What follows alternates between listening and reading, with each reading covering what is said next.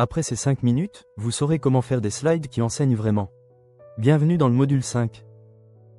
Vous savez maintenant comment vous filmer et comment structurer une leçon. Mais parfois, parler face caméra ne suffit pas. Pour les sujets techniques, les explications complexes ou les formations conceptuelles, les slides PowerPoint sont indispensables. Dans cette leçon, on va apprendre à créer des slides qui enseignent vraiment. La règle d'or, moins c'est plus. La plus grande erreur des débutants, c'est de mettre trop de texte sur une slide. Votre slide n'est pas un document. Votre slide est un support visuel pour ce que vous dites à l'oral. Regardez cette slide surchargée, 200 mots, 3 paragraphes, police minuscule. L'apprenant essaie de lire et de vous écouter en même temps. Résultat, il ne fait ni l'un ni l'autre correctement. Maintenant regardez cette slide, un titre, 3 mots-clés, une image pertinente. L'apprenant voit le point clé en un coup d'œil et se concentre sur vos explications orales. La règle du 6 par 6. Pour vous assurer de ne jamais surcharger une slide, appliquez la règle du 6 par 6, maximum 6 lignes par slide.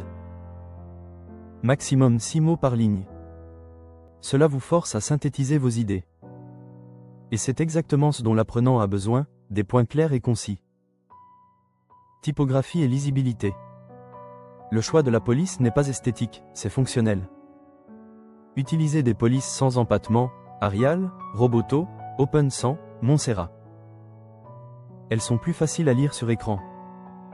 Taille minimum, 24 points pour le texte, 36 points pour les titres. Si l'apprenant regarde sur son téléphone, le texte doit rester lisible. Contraste fort, texte sombre sur fond clair ou texte clair sur fond sombre. Évitez le gris clair sur fond blanc ou le jaune sur fond clair. Attention, n'utilisez jamais plus de 2 polices différentes dans toute votre présentation. Une pour les titres, une pour le texte. C'est tout. Les images et visuels. Une image pertinente vaut 1000 mots de texte. Mais attention, pertinente est le mot-clé. Ne mettez pas d'images décoratives sans rapport avec le contenu. Où trouver des images gratuites et libres de droit? Unsplash.com, des photos professionnelles gratuites. Pexel.com, même concept, excellent choix. Canva, inclut une bibliothèque d'images dans son éditeur. Attention, ne prenez jamais d'images sur Google Images sans vérifier les droits. Vous pourriez avoir des problèmes juridiques. Les couleurs, choisissez une palette de 3-4 couleurs maximum et gardez-la dans toute votre présentation. Une couleur principale pour les titres. Une couleur d'accent pour les éléments importants. Le blanc ou gris très clair pour les fonds. Le noir ou gris foncé pour le texte courant. Type, allez sur couleur.co pour générer des palettes de couleurs harmonieuses en un clic. Choisissez en une et utilisez-la dans toute votre formation pour une cohérence visuelle. La cohérence visuelle. Toutes vos slides doivent avoir le même style. Même couleur, même police, même position des éléments. Pourquoi? Parce que l'incohérence distrait.